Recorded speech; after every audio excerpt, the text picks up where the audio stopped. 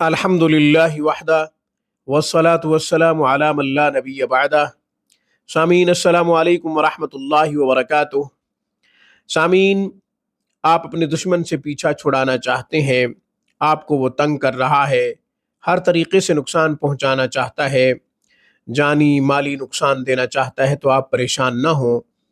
آپ کے دشمن زیادہ ہوں گے تو بھی آپ کی جان چھوٹ جائے گی، آپ کا دشمن ایک ہے تو بھی انشاءاللہ آپ کا پیچھا چھوڑ دے گا، مغلوب ہو جائے گا، رسوا ہو جائے گا۔ آج کا ہمارا عمل دشمن سے پیچھا چھڑانے کے لیے بہت ہی اکثیر اور پرتاثیر ہے۔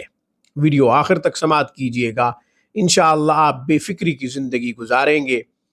یقین کے ساتھ عمل کیجئے گا، آپ اللہ کی پناہ میں آ جائیں گے۔ عمل اور طریقہ آگے چل کے بتاتا ہوں۔ ہمیشہ کی طرح درخواست کروں گا کہ آپ خود بھی قرآن کریم پڑھیں، اپنے بچوں کو بھی صحیح حروف کے ساتھ قرآن لازمی پڑھائیں۔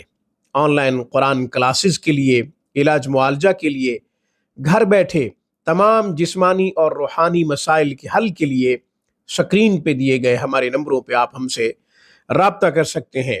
جیسا کہ شروع میں عرض کیا ہے کہ آپ کا کوئی حاسد، آپ کا کوئی دشمن آپ کو نقصان پہنچانا چاہتا ہے، جانی مالی نقصان دینا چاہتا ہے، تو آپ پریشان نہ ہوں۔ یہ عمل قرآن سے ہے، یہ وظیفہ قرآن سے ہے۔ انشاءاللہ یہ عمل جب آپ کریں گے تو آپ کی جان چھوٹ جائے گی، دشمن آپ کا مغلوب ہو جائے گا، رسوا ہو جائے گا۔ عمل اور طریقہ غور سے سن لیجئے۔ بعد نماز عشاء 2 رکعت صلاۃ الحاجت کی نفل ادا کیجئے۔ پہلی رکعت میں سورہ فیل کو 7 مرتبہ پڑھیں، دوسری رکعت میں بھی سورہ فیل کو 7 مرتبہ پڑھیں۔ جب 2 رکعت نفل پڑھ لیں تو اس کے بعد 3 مرتبہ درود شریف پڑھیں، درود ابراہیمی پڑھ لیں، زیادہ اچھا ہے، ورنہ جو بھی درود شریف یاد ہو وہ پڑھ لیں۔ اس کے بعد آپ سورہ طٰہٰ کی آیت نمبر 111، بسم اللہ الرحمن الرحیم، وعنت الوجوہ للحی القیوم وقد خاب من حمل ظلمہ، یہ آپ 40 مرتبہ پڑھیں گے۔ پھر 3 مرتبہ درود شریف پڑھیں گے۔ دشمن کا تصور کر لیجئے، تصور نہ بھی کر سکیں تو حرج نہیں، آپ اس کے بعد اللہ تعالیٰ سے دعا کریں کہ یا اللہ مجھے دشمن معلوم ہے، میری اس سے جان چھڑا دیجئے۔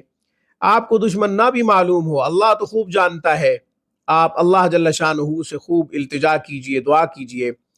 یہ عمل 40 دن تک جاری رکھیں۔ خواتین مخصوص ایام میں یہ عمل نہ کریں، بقیہ ایام بعد میں پورے کر لیں۔